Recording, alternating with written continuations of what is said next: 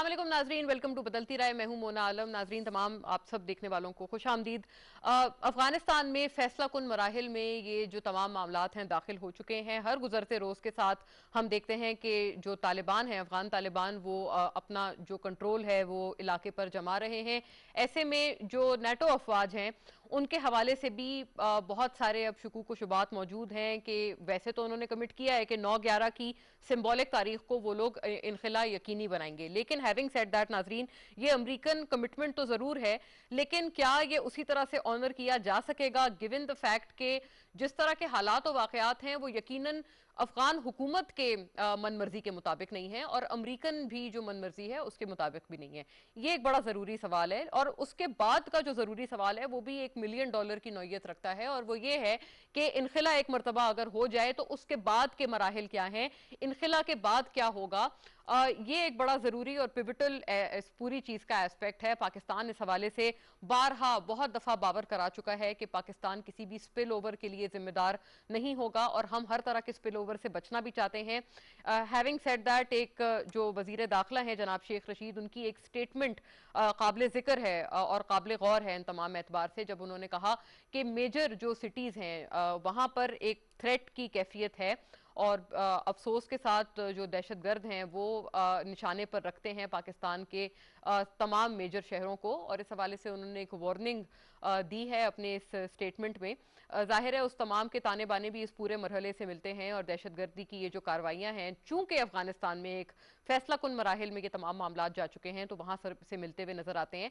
ऐसे में नाजरीन, भारत के साथ भी जो मामलात हैं, या अगर हम ईस्टर्न बॉर्डर की जो बात हम कर रहे हैं तो वो वहां पर भी उसी तरह से कोई मुख्तलिफ तो है नहीं।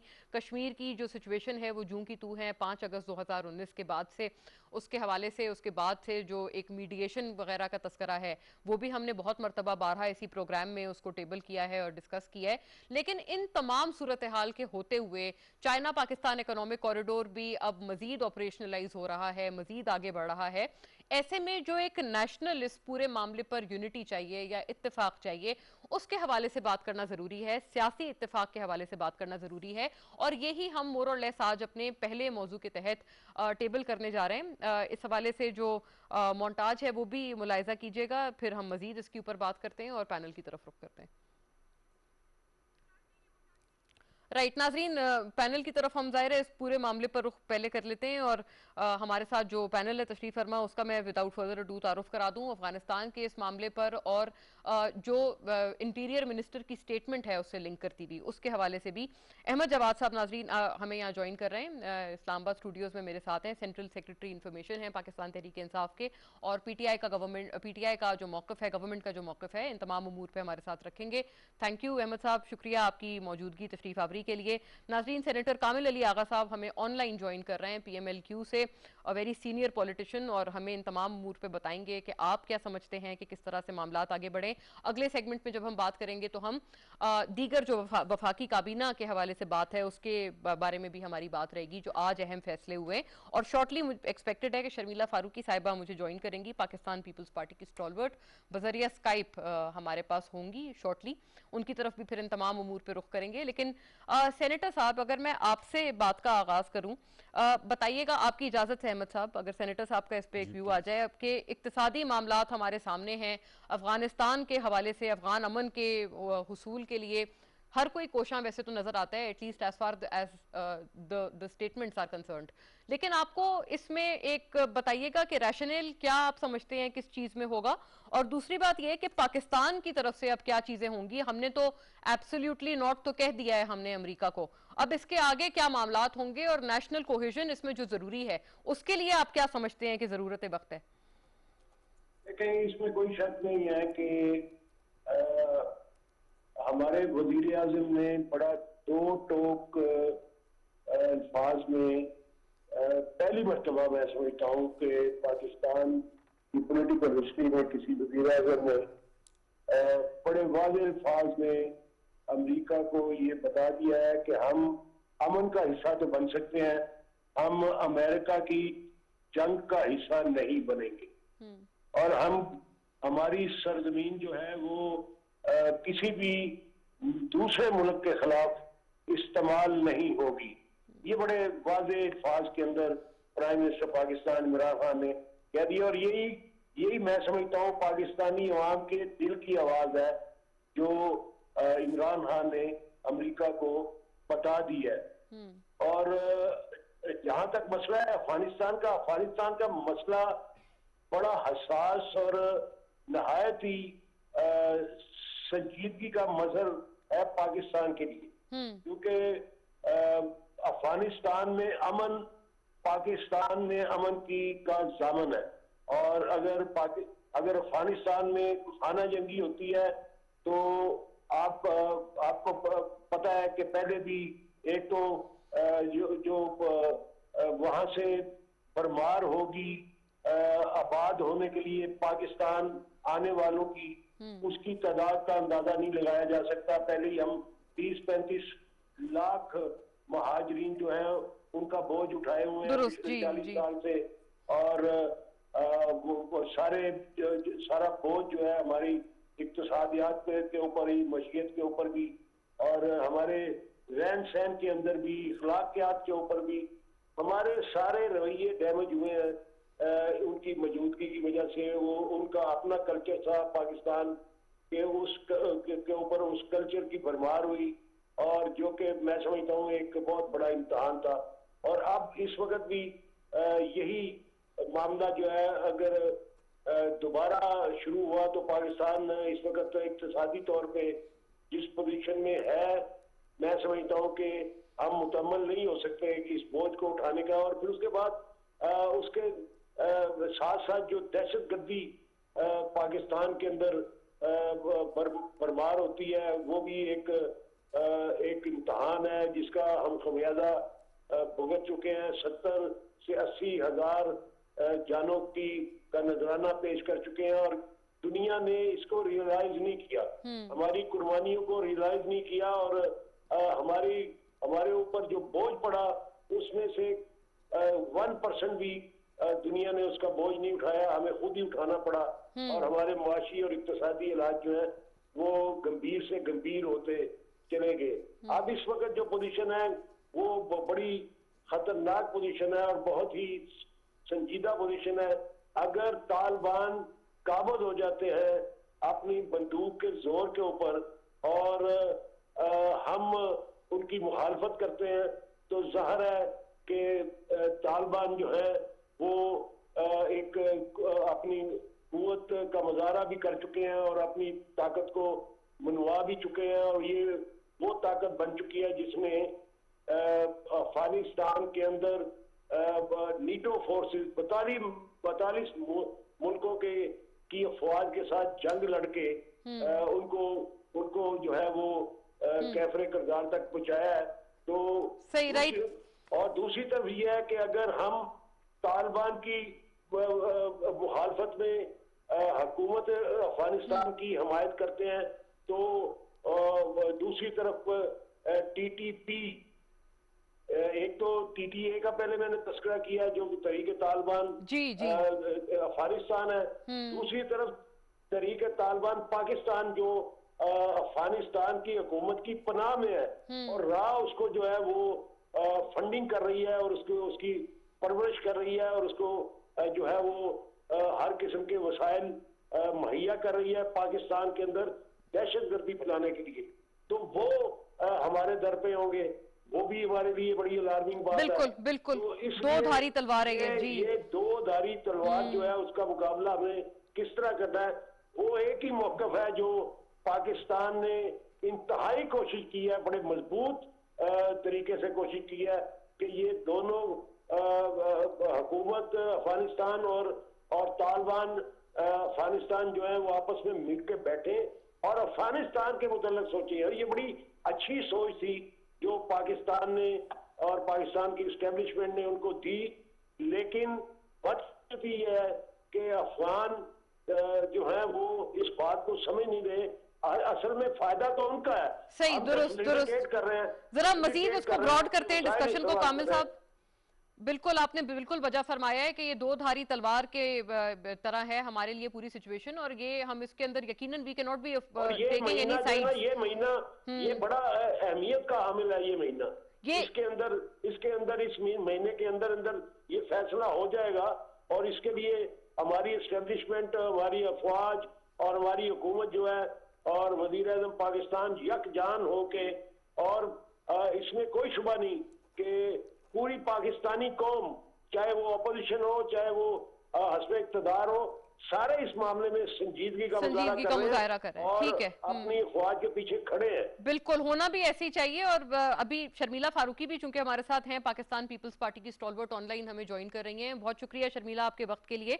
आपकी तरफ मैं शॉर्टली आती हूँ, लेकिन अहमद साहब का एक जरा इनिशियल रिमार्क इसके ऊपर आ जाए, देन ऑफ कोर्स शर्मिला साहिबा। और राइटली सो कि जो भी हमारा पॉलिटिकल जितना भी हमारा सिस्टम है, इकट्ठा होकर इन तमाम मामलात पे हमने एक बड़ी अच्छी कोहेजन भी देखी है, हार्मनी भी देखी है। ख्वाह वो नेशनल एक्शन प्लान की तरतीब हो, जो हमने पहले ज़रूरत हमें आन पड़ी थी उसको देने की, और फिर अभी जैसे मामलात हैं वो हों। इससे पहले भी मुतअद्दिद इस किस्म के वाक़यात हैं जहाँ पर हमने ऐसे ही मिसालें देखी हैं। तो अहमद साहब, जाहिर है as government of the day, incumbent government, आपके ऊपर मजीद इस चीज़ की एक रिस्पॉन्सिबिलिटी एक तो लागू होती है कि नेशनल जो इस पे कोहेजन है उसको आप ज़्यादा से ज़्यादा इंश्योर करें। इस हवाले से क्या कुछ हो रहा है? आप क्या समझते हैं, हुकूमत अगर वाकई इस हवाले से जेन्युइन एफर्ट्स कर रही है तो वो क्या है, ये बताइएगा। और ये जो दो धारी तलवार है, ये महीना भी डिसाइसिव है जैसे सेनेटर साहब ने बताया, इसमें आप क्या समझते हैं, अब मजीद क्या प्लान ऑफ एक्शन है? देखिए मोना, सबसे पहले तो मैं इस बात का जिक्र करना चाहूँगा कि प्राइम मिनिस्टर इमरान खान की जो पॉलिसी पार्लियामेंट में जिसका उन्होंने बड़ी तफसील से उन्होंने बताया, ये कोई पहली दफ़ा नहीं है। ये इनकी नज़रियात, इनकी आइडियोलॉजी का हिस्सा है जो कि आपको पिछले 20 साल से नज़र आता है। इन्होंने हमेशा अफ़गानिस्तान के हवाले से पाकिस्तान का अमरीकी जंग का हिस्सा बनने को शदीद तनकीद का निशाना बनाया, और इनका ये कहना था कि हमें अमेरिका की जंग नहीं लड़नी चाहिए, और इससे हमारे रीजन के अंदर जो अदम इस्तेहकाम आया है और जो मिलिटेंसी हुई है और जो टेररिज्म हुआ है, वो कीमत हम चुका रहे हैं अमेरिका की जंग की। और हमारी हिस्ट्री में 2 दफ़ा हमने अमेरिका की जंग लड़ी है, और पहली दफ़ा भी वो पुल आउट करके चले गए थे, और आने का फैसला भी उन्होंने किया था, जाने का फैसला भी उन्होंने किया था, हमें तो सिर्फ इस्तेमाल किया था।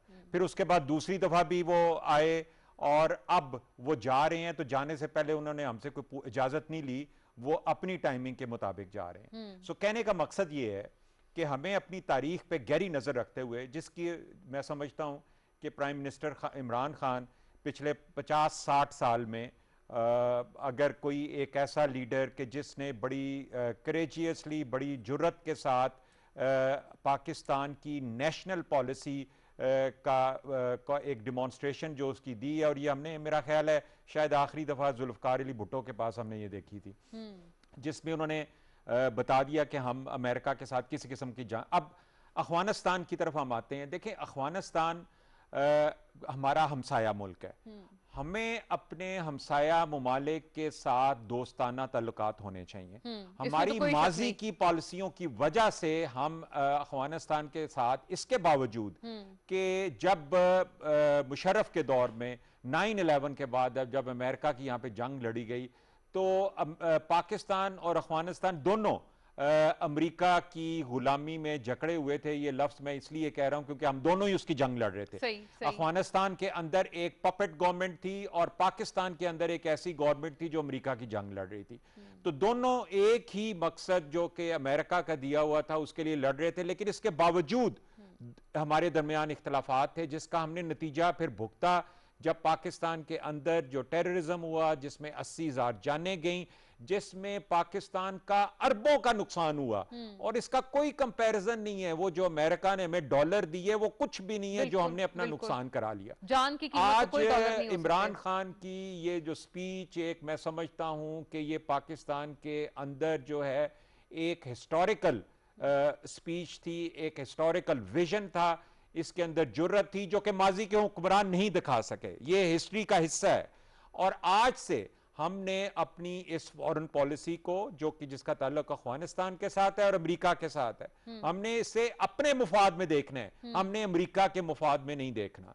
हमारे मुफाद क्या है कि अफगानिस्तान के अंदर जो भी सियासी चपकलिश है उसका हिस्सा पाकिस्तान नहीं बन सकता। वो अफगानिस्तान की अवाम खुद डिसाइड करेगी। अच्छा, हमने सिर्फ अपने बॉर्डर्स को जो है वो हमने उसका तहफ़्फ़ुज़ करना है कि ना तो उसमें वहां से कोई, जैसे आपने लफ्ज इस्तेमाल किया, वहां से कोई स्पिल ओवर ना आए, ना कोई यहां से कोई जाए, वो हमने उसका दिफा जरूर करना है, वो एक हमारी जिम्मेदारी है। अच्छा अहमद साहब, ये बड़ा एक अहम सवाल है, before I go to Sharmila, जाहिर है ये उनके लिए भी उतना ही रेलिवेंट है कि इसमें इस पूरे मामले पे नेशनल कोहेजन एक तो रही है, इसमें कोई इख्तलाफ नहीं है कि हमने इसके ऊपर by and large national cohesion इन तमाम मामलात पे देखी है जब भी कौम को जरूरत पड़ी है, लेकिन इसको मजीद इंश्योर करने के लिए as government of the day आप कुछ कर रहे हैं अहमद साहब? अच्छा, ये मेरे से आप जी जी, यस यस, आई थॉट कि आप शर्मिला मैं, पे हाँ, चले गए। मेरी ये गुजारिश थी कि उनके लिए भी ये रेलेवेंट देखें, होगा। जो नेशनल कोहेजन की जो आपने बात की है, देखें अभी एक सलामती कौंसिल का एक ब्रीफिंग थी और उसमें आर्मी चीफ भी थे और अस्करी क़यादत भी थी और opposition leader of the opposition भी थे, बाकी लीडर्स भी थे। अपोजिशन की दरख्वास्त पे ये हुई थी, लेकिन आपने उसमें ये भी सुना होगा कि शायद खाकान अब्बासी साहब ने एक स्टेटमेंट दी थी जिसमें उन्होंने कहा कि अपोजिशन ने स्पीकर को ये कन्वे किया कि इसमें अगर प्राइम मिनिस्टर आएंगे तो हम नहीं आएंगे, और प्राइम मिनिस्टर ने एक वाइजली, क्योंकि एक नेशनल सिक्योरिटी का मसला है कि अपोजिशन की उसमें शमूलियत होनी चाहिए, उनको कोई ऐसा मौका मत दें कि जिसकी वजह से वो वहाँ शामिल ना हो, तो प्राइम मिनिस्टर ने वहाँ पे उस ब्रीफिंग में शामिल नहीं हुए। मकसद ये था कि नेशनल कोहेजन की तरफ जो है वो कदम बढ़ सकें। और अभी अगर आप देखें तो प्राइम मिनिस्टर की तरफ से बलोचिस्तान के जो शिद्दत पसंद हैं या नाराज ग्रुप हैं उनके लिए भी एक पॉजिटिव स्टेटमेंट दी गई है। इसके साथ साथ उन्होंने फवाद चौधरी साहब से कहा है जी कि आप अपोजिशन पार्टीज के साथ बात करें, उनके साथ हमें मुज़ाकरात करने चाहिए। उन्होंने असद कैसर को, स्पीकर को भी ये हिदायत दी हैं। तो ये तो आप एक ज़रूर आपको इमरान खान प्राइम मिनिस्टर में एक ये आपको नज़र आएगा कि वो ये चाह रहे हैं कि इस क्रिटिकल मोमेंट के ऊपर पॉलिसी का तो उन्होंने अनाउंस कर दी है, पॉलिसी तो इस हुकूमत की और अनाउंस हो चुकी है, यही हमारी पॉलिसी है, अब इसमें कोई अब दो राय नहीं है। लेकिन नेशनल कोहेजन जो होता है वो एक नेशनल पॉलिसी के पीछे होना चाहिए और जिसमें अपोजिशन को भी होना चाहिए। मैं समझता हूं कि इस वक्त जो वो कौमी सलामती की ब्रीफिंग थी उससे जो हमें, जो आपको या मीडिया को जो भी इतलात मिली हैं उसके मुताबिक तो जो ब्रीफिंग दी गई है जो कि इमरान खान की दी हुई पॉलिसी के मुताबिक थी, उस पे अपोजिशन की टॉप लीडरशिप को कोई एतराज़ नहीं है और वो इस बात से मुत्तफिक हैं कि हमने इस वक्त जो पॉलिसी जो भी इमरान खान ने दी है कि हमने अफगानिस्तान में किसी किस्म की इन्वॉल्वमेंट नहीं करनी, हमने किसी एक ग्रुप का साथ नहीं देना, ये तजर्बे हम कर चुके हैं, ठीक है, इन तजर्बों को अब हमने दोहराना नहीं। ये जाहिर है, इस पे मजीद आगे बढ़ते हुए शर्मिला, टू यू, आप बताइएगा, एक तो जुल्फिकार अली भुट्टो का तस्करा आपने सुना कि अहमद जवाद साहब ने किया कि उन्होंने भी इसी किस्म की लीडरशिप दिखाई थी और उसके बाद वो कह रहे हैं कि अब हमारे सामने आई है जब अफगानिस्तान के मामले पर हमने अपना एक बहुत क्लियर कट स्टैंस रखा है। हैविंग सेड दैट, नाराज बलोच अब जो हमारे हैं उनको भी मनाने की या उनसे भी एक रिकंसिलिएशन की कोशिश, इन मामलों में भी तो नेशनल कोहेजन की जरूरत होगी और अपोजिशन का ऑन बोर्ड होना उतना ही जरूरी होगा। तो आप as a member of the opposition, अपने जमात के स्टॉलवर्ट को होते हुए, आपका क्या ख्याल है इन मामलात में अब हमें कैसे चलना है?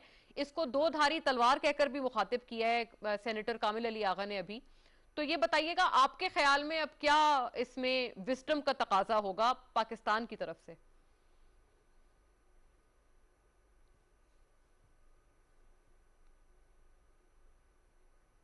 आई होप कि शर्मिला साहिबा को, ओके, हम उनको रिकनेक्ट करते हैं ताकि मेरी ऑडियो उन तक पहुंचे। जी सेनेटर साहब, if I may bring this to you as well, ये जो नाराज बलोच हमारे हैं और हमारे भाई बहन हैं उनको मनाने की एक कोशिश और उनसे रिकंसिलिएशन की कोशिश, यकीनन ये भी इस चीज का एक बहुत अहम हिस्सा है क्योंकि यही लोग, आपको पता है कि अनफॉर्चुनेटली जो एंटी स्टेट एलिमेंट्स हैं दूसरे ममालिक की तरफ से जो होते हैं उनमें इन्हीं लोगों को इस्तेमाल किया जाता है। तो अगर हम इनके जो भी एक जेन्युइन उनकी ग्रीवेंसेज हैं उनको एड्रेस करें तो ये मामला भी हल हो सकता है। मेरे साथ बात कर रही हैं? जी जी कामिल साहब जी, मैं समझता हूँ कि देखें, ये जो नेशनल सिक्योरिटी है और ये जो हमारी मुल्क की सिक्योरिटी बहालियत के लिए सबसे पहली बात जो इंटरनल सिक्योरिटी है, और इंटरनल सिक्योरिटी के लिए हमें हर हालत में हर उस एलिमेंट से, उस स्टेक होल्डर से बात करनी चाहिए, और बातचीत ही जदीद दौर के अंदर वाहद हल होता है मसाइल का तदारक करने के लिए। तो मैं तो समझता हूँ कि ये बड़ा अच्छा फैसला है, और पहले भी वैसे जरदारी साहब ने भी इसके ऊपर कुछ काम किया था, और लोगों ने, तमाम जमातों ने उसको अप्रिशिएट किया था, लेकिन वो कुछ दिल जमी से वो मामला आगे नहीं बढ़ सका, सब अफसोस। लेकिन अगर इस मरतबा वज़ीर आज़म पाकिस्तान संजीदगी का मुजाहरा करें और बलोच जो ऐसे लोग हैं जो जिनकी रिजेंटमेंट है और जिनके ग्रीवेंसेस है, उनका तदारक करें, उनके साथ बातचीत करें। ज़ाहिर है बातचीत के जरिए मसाइल जो है वो सामने आएंगे, बिल्कुल, और बिल्कुल। उनका हल ढूंढा जा सकता है। तो ये इंटरनल सिक्योरिटी के लिए इंतहाई जरूरी है कि जो जो एलिमेंट भी हुकूमत पाकिस्तान से, वफाक से, रियासत से नाराज है, उनके साथ डायलॉग किए जाए और उनको डायलॉग की टेबल के ऊपर लाया जाए और उनकी बात सुनी जाए। और वैसे तो मैं समझता हूँ कि ये जो हमारी ब्रीफिंग हुई है उसके अंदर भी बहुत सारे मामला जो है वो उनको कोशिश की गई है कि उनको उन ग्रीवेंस को एड्रेस किया जाए। तो वैसे तो चूंकि ये इन कैमरा मीटिंग थी उसकी बात नहीं हो सकती, लेकिन खुशहाल बात यह है कि इस ब्रीफिंग के अंदर ऑपोजिशन और नाराज जो लोग थे उनकी मौजूदगी, और फिर हस्बे इक़्तिदार की मौजूदगी, और उनका आपस में कंसेंसस नेशनल सिक्योरिटी के ऊपर, मैं समझता हूँ कि ये बड़ी खुशहाल बात है। और यही एक जरिया है कि पूरी कौम नेशनल सिक्योरिटी के ऊपर के मामले पे मुत्तहिद रहे, और नेशनल सिक्योरिटी एजेंसीज के पीछे पूरे पूरे जान के साथ खड़ी हो, और अपनी फौज पाकिस्तान के पीछे पूरी दिलो जान के साथ खड़ी हो। तो फिर मैं समझता हूँ कि कोई बड़े से बड़ा मसला भी पाकिस्तान के लिए जो नुकसान पहुंचाने के काबिल नहीं हो सकता, उसका तदारक हो सकता है, उसका हल निकल सकता है, और उन शरों को कुचला जा सकता है जो पाकिस्तान के अंदर जो है वो बदअमनी और पाकिस्तान को नुकसान पहुंचाने की कोशिश करे। ये एक वाहद जरिया है जिसके लिए मैं समझता हूँ कि ये अच्छे पराये पे बात आगे चल रही है, और मैं तमाम स्टेक होल्डर्स को जो है इस बात पे अप्रिशिएट करता हूँ कि उन्होंने एक नेशनल स्पिरिट के तहत ये सारी एक मौक़िफ़ अख्तियार किया, और उस पर अमल पैरा होने का ये यकीन दहानी दिलाई। राइट, बिल्कुल। ये और शर्मिला का आई होप के हमारे साथ अब वो हैं, मैं उनसे दोबारा आई होप के उनको आवाज मेरी पहुंचे। शर्मिला साहिबा, if you are with me, बताइएगा। एक तो एक बड़ा अच्छा ये रेफरेंस दिया है जरदारी साहब ने भी, यस उन्होंने भी कोशिश की, और बल्कि पीएमएलएन की भी जो पिछली गवर्नमेंट थी उस दौरान भी मुझे आई क्लियरली रिमेंबर के कुछ लोगों ने बाकायदा अपने हथियार सरेंडर किए थे बलूचिस्तान से, ये जो नाराज वगैरह अराकीन थे। तो ये बताइएगा, ये अब एक दोबारा एक रिकंसिलिएटरी अगर एक एफर्ट है, क्या चीज आपको लगता है कि इस मर्तबा डिफरेंटली होनी चाहिए? मैं I think Sharmila is not able to hear me again, लेकिन उनको हम दोबारा रिकनेक्ट करते हैं। अहमद साहब, यही अगर आपकी तरफ मैं लेके आ पाऊँ, आपको क्या लगता है इस दफा डिफरेंटली क्या कर सकते हैं हम इस मामले पे? फिर मैं इस टॉपिक को ज़ाहिर है वाइंड अप करती हूँ और वफाकी काबीना के इजलास के हवाले से दूसरे मौजू की तरफ आएंगे तमाम के साथ। लेकिन अहमद साहब, अफगानिस्तान के हवाले से फॉर बलोचिस्तान, ये जो बलोच तमाम ये जो सेपरेटिस्ट हैं इनके साथ जो रिकंसिलिएटरी कोशिशें हैं, हमें क्या इस मर्तबा अलग करना चाहिए? क्योंकि ये कोशिशें आपको पता है पहले भी हो चुकी हैं, कामिल साहब ने भी इसका तज़किरा किया। मैं ये समझता हूँ कि जब भी हम किसी को मुज़ाकरात की दावत देते हैं, चाहे वो बलोच कबाइल हैं, चाहे वो माजी में तालिबान थे, असल चीज़ ये है कि उन मुज़ाकरात के पीछे स्पिरिट क्या है, उन मुज़ाकरात के अंदर आपको एक ऐसी फ़ज़ा कायम करनी होती है कि जिसमें दोनों पार्टियां एक विन विन पोजीशन में जा सकें। और बलूचिस्तान के हवाले से मैं समझता हूं कि माजी में जिस तरह भी हम थोड़ी देर पहले अपनी फ्लॉड पॉलिसीज़ का जिक्र कर रहे थे अफ़गानिस्तान के हवाले से, अमेरिका के हवाले से, जो कि जिसका ताल्लुक फ़ॉरेन पॉलिसी के साथ है, उसी तरह इंटरनल पॉलिसी के तौर पे मैं समझता हूँ कि बलूचिस्तान के हवाले से भी हमारी फ्लॉड पॉलिसीज़ रही हैं और जिससे बलूचिस्तान के अंदर एहसास महरूमी भी पैदा हुआ है। इससे हम डिनाई नहीं कर सकते। अब अगर इमरान खान ने ये प्राइम मिनिस्टर ने ये जो दावत दी है, आई एम श्योर कि वो एक नेक नियति पे है, वो एक विजन के तहत है, क्योंकि वो समझते हैं कि बलूचिस्तान को अगर हमने कौमी धारे के अंदर लेके आना है, ख़ास तौर पे जब ग्वादर के अंदर हम देखते हैं कि कितनी बड़ी डेवलपमेंट हो रही है, एक आपकी इंटरनेशनल वहाँ पे पोर्ट बन रही है और वो सी पैक का स्टार्टिंग पॉइंट है, चाइना वहाँ पे इतनी बड़ी इन्वेस्टमेंट कर रहा है, ग्वादर में आपका एक इंटरनेशनल एयरपोर्ट बन रहा है जो गालबन पाकिस्तान का सबसे बड़ा एयरपोर्ट होगा। और इस तमाम इकनॉमिक एक्टिविटी को के साथ हमें बलूचिस्तान के अंदर जो है वो अमन होना, लेकिन वही अहमद साहब ये सवाल इसी तरह से वाजिब मजीब हो जाता है कि ये पहले भी कोशिशें हुई, इस मर्तबा क्या आपको लगता है कि अलग करना चाहिए? देखें मोना, एक चीज़ मैं हमेशा जिस बात पे मैं बिलीव करता हूँ कि मुल्क के अंदर सिविलियन गवर्नमेंट्स जो हैं, सियासी जमातें जो हैं, वो चूंकि उन्होंने पब्लिक के पास दोबारा जाना होता है वोट के लिए और उनके जो फैसले होते हैं वो अवाम के ज़्यादा करीब होते हैं। इसलिए मैं ये समझता हूँ कि एक सियासी पार्टी के थ्रू पाकिस्तान तहरीक इंसाफ की गवर्नमेंट के नीचे और एक ऐसे प्राइम मिनिस्टर के जो पहली दफ़ा प्राइम मिनिस्टर बने हैं और जो पाकिस्तान में बहुत सारी तब्दीलियाँ मुख्तलिफ पॉलिसीज़ के हवाले से हम देखते हैं, उनके अंदर एक चेंज जो है वो आपको नज़र आती है। तो मैं ये समझता हूँ कि इस दफ़ा जो आपने एक सवाल किया कि सबसे बड़ी चेंज क्या है, तो मैं समझता हूँ कि इस दफ़ा सबसे बड़ी चेंज ख़ुद इमरान खान है, एक ऐसी सियासी शख्सियत के जो इससे पहले बलूचिस्तान के हवाले से किसी भी नाकाम मुज़ाकरात या फेल्ड कमिटमेंट्स या मिस हैंडलिंग का हिस्सा नहीं है।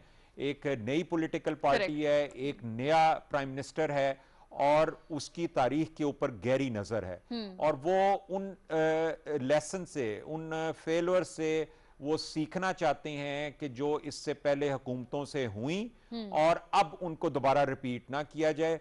हमें बलूचिस्तान को कौमी धारे में लाना होगा। मैं समझता हूं कि एक गोल्डन अपॉर्चुनिटी है सी पैक के साथ साथ, अगर एक प्राइम मिनिस्टर एक ऐसा और जिसकी अपनी कोई पर्सनल एम्बिशन नहीं है, वो कोई किसी वेस्टेड इंटरेस्ट की बुनियाद के ऊपर बलूचिस्तान के लीडर से, नाराज ग्रुपों से नहीं मिलेंगे। तो आपका ये ख्याल है कि the personality of Imran Khan will make the difference और ये बिलखुसूस इस मर्तबा अलग होगा। और दुरुस्त बात है कि अलग है भी, क्योंकि इससे पहले जो पिछली जो रिकंसिलिएटरी कोशिशें थी वो पिछली हुकूमतों ने की थी। इस मर्तबा वजीर आजम इमरान खान और उनकी गवर्नमेंट करने वाले हैं, तो लेट्स सी कि ये तमाम मामला कहाँ जाता है। लेकिन अगले मौजू की तरफ नाजरीन इसी के साथ रुख करते हुए, वफाकी काबीना का आज ज़रूरी इजलास हुआ वज़ीर आज़म इमरान खान की सदारत में और इसमें भी इन तमाम उमूर के ऊपर बात हुई। वफाकी काबीना ने ज़ाहिर है बहुत सारे उमूर डिस्कस किए और ख़ास तौर पर ये जो सिक्योरिटी पैराडाइम है जिसका हम लोग अभी तफसील से एक तस्करा कर चुके हैं और इसके ऊपर हम बात कर चुके हैं, इसके ऊपर भी बात हुई। इसके अलावा नाजरीन आगे बढ़ते हुए जो दूसरी एक अहम इसके ऊपर बात थी वो थी कि जो ई वोटिंग का तमाम मैकेनिज्म है उसको किस तरह से इंट्रोड्यूस कराया जाए, मुतारिफ कराया जाए। इंतखाबी इस्लाहात के हवाले से वजीर आजम इमरान खान ने अपोजिशन को बाकायदा खुद भी दावत दी है। अब देखना यह होगा नाजरीन कि ये दावत अपोजिशन के लिए क्या इफेक्टिव होगी या नहीं, क्योंकि इससे पहले अपोजिशन तो यही गिला करते आए हैं कि जितनी भी साथ मिलकर बैठने की दावतें होती हैं वो Imran Khan the prime minister of Pakistan खुद नहीं देते, तो लिहाजा ये उनको हमेशा गिला रहा। तो अगर ये इस मर्तबा अगर वजीर आजम की तरफ से आई है तो क्या डिफरेंस इसके ऊपर होगा या नहीं होगा। और शर्मिला फारूकी भी अब हमारे साथ है।